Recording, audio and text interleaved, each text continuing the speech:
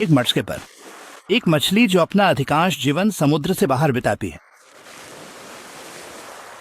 ये जमीन पर चल सकती है और हवा में सांस ले सकती है। इसका जीवन अधिकांश मछलियों से बहुत अलग है। शायद ये पानी से बाहर की मछली है, लेकिन जापान में ये खूब फलती फूलती हैं। तो आखिर इस बदलाव को सार्थक किसने बनाया है?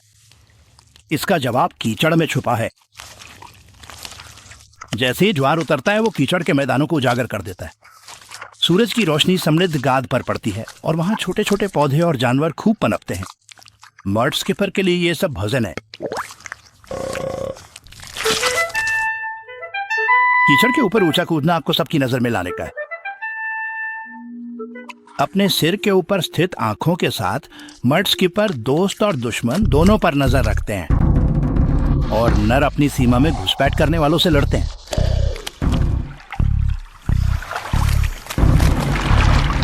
उन्हें यह भी ध्यान रखना होता है कि वे धूप में सूख न जाए।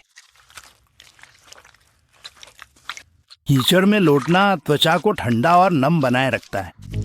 इस छोटी प्रजाति के लिए एक बेहतर विकल्प है कि वे भूमिगत चरण ले। इसलिए वो खुद के लिए कीचड़ में एक सुरंग खोदता है।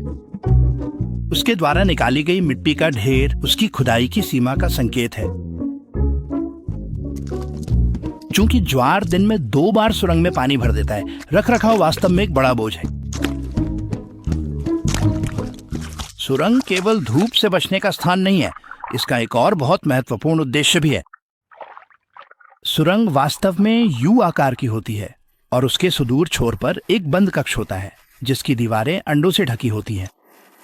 अंडों को हवा में रखा जाता है क्योंकि उसमें पानी की तुलना में अधिक ऑक्सीजन होती है। समस्या यह है कि यहाँ फंसी हुई हवा ज्यादा देर तक नहीं टिकेगी। इसलिए नर सुरंग के खुले सिरे तक जाता है ताकि ताजा हवा निकल सके। फिर वो अपनी सुरंग में वापस जाता है जहां वो उस हवा को अंडों वाले कक्ष में छोड़ देता है। ये जीवन शैली बहुत कठिन है, फिर भी मड स्किपर ने हर समस्या का हल ढूंढ लिया है।